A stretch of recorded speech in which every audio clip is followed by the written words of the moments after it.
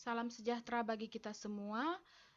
Nama saya Melania Asumta Puang dengan NIM 16118007 akan mempresentasikan salah satu struktur sistem kristal.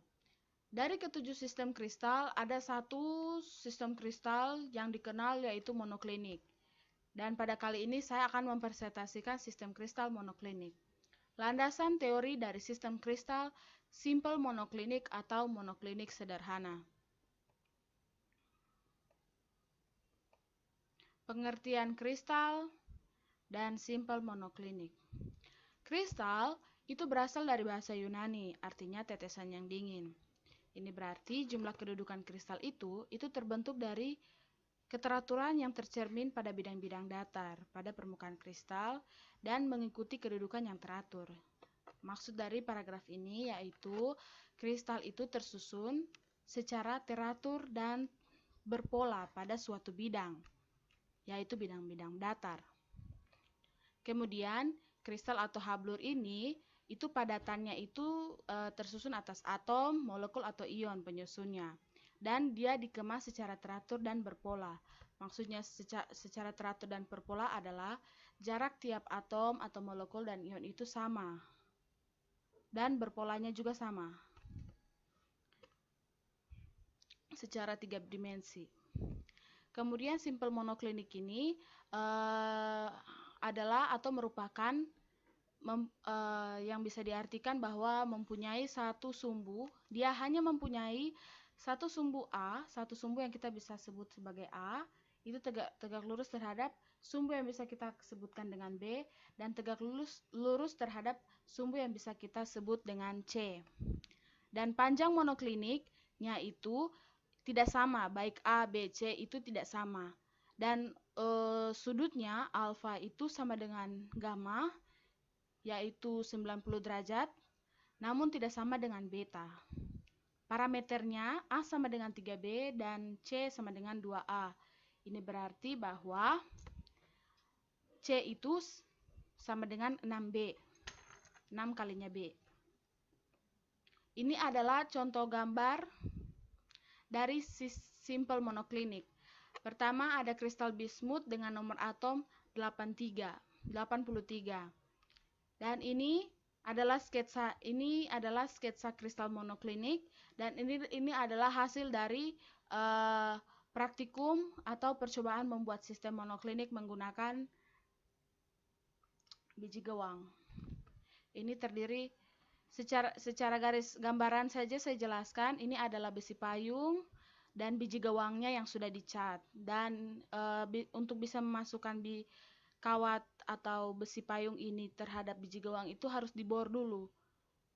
Dan butuh keuletan atau ketelitian dalam mengukur sudut antara tiap sudut biji gewang dan kawat. Dua bentuk sistem kristal monoklinik itu ada monoklinik sederhana dan berpusat muka. Yang pertama itu bisa lihat gambar ada monoklinik sederhana pada gambar yang pertama, yang paling kiri. Kemudian monoklinik yang berpusat muka pada dua sisi monoklinik yang ditujukan pada atom hijau. Di sini berpusat muka itu seperti ini. Berpusat bidang ini sebenarnya. Berpusat muka ini. Yang ditandakan sebagai titik warna hijau itu, berpusat mukanya. Kemudian ada beberapa contoh mineral dengan answer kristal monoklin ini. Jadi beberapa contoh dari terbentuknya struktur dari sistem kristal monoklinik. Pertama ada autoklas, azimut, malasit, solemanit, Gibson dan epidot. Berdasarkan catatan Pelan Kris tahun 1992. Sistem kristal monoklinik itu terdiri dari dua bentuk, sederhana dan berpusat muka. Yang dua sisi monoklin itu seperti gambar sebelumnya. Dan itu memiliki panjang yang berbeda-beda. Dengan ini A tidak sama dengan B dan tidak sama dengan C. Serta sudutnya sudah dijelaskan, yaitu alfa dan gamma mempunyai sudut 90 derajat dan beta tidak sama dengan 90 derajat. Alat dan bahan untuk membuat monoklinik sederhana. Pertama ada mistar, kemudian busur derajat, lalu bor listrik, kuas, tang, cat, lem, besi, cat vernis, dan biji gewangnya. Di sini untuk penggunaan bor listrik diperlukan kehati-hatian, kewaspadaan dalam menggunakannya, dan diawasi orang dewasa.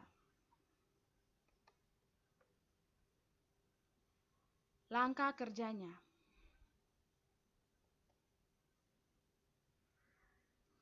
Pertama itu menyiapkan alat dan bahan yang akan digunakan. Kemudian bor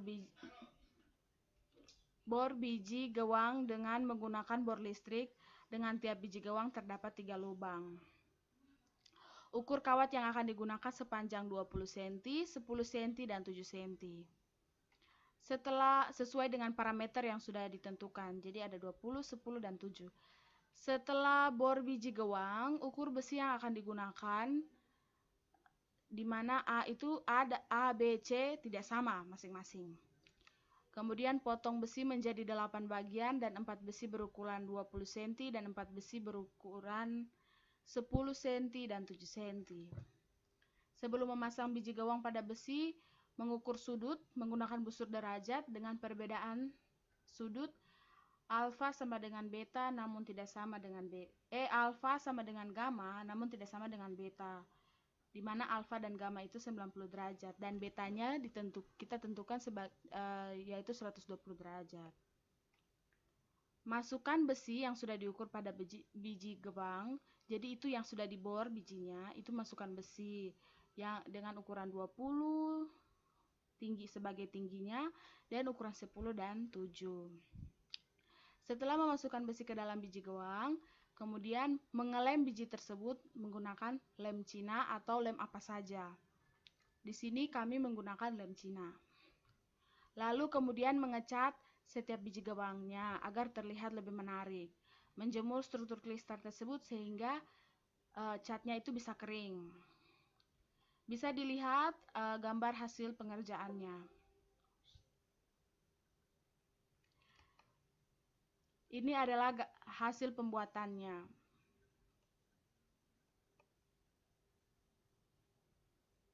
Pembahasan. 2 dimensi dan 3 dimensi. Ada 2 jenis dimensi monoklinik sederhana. Terdapat 2 jenis dimensi pada sistem monoklinik. Yang pertama itu 2 dimensi. 2 dimensi ini dia hanya ada satu kisi Bravais monoklinik dalam 2 dimensi, yaitu dengan kisinya miring, seperti gambar yang ditunjukkan. Kemudian yang 3 dimensi dan oblique monoklinik. Kemudian yang 3 dimensi itu terdapat kisi Bravais monoklinik, yaitu monoklinik primitif dan kisi monoklinik berpusat pangkalan sesuai dengan pembuatan yang telah dibahas sebelumnya. Kendala yang ditemukan.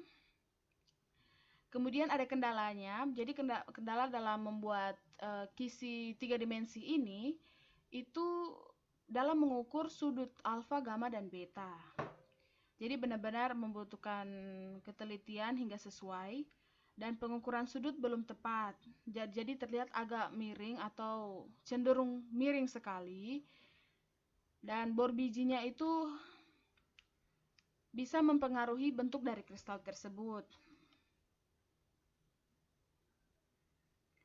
Demikian dari hasil presentasi pembuatan struktur sistem kristal monoklinik sederhana. Sekian dan terima kasih.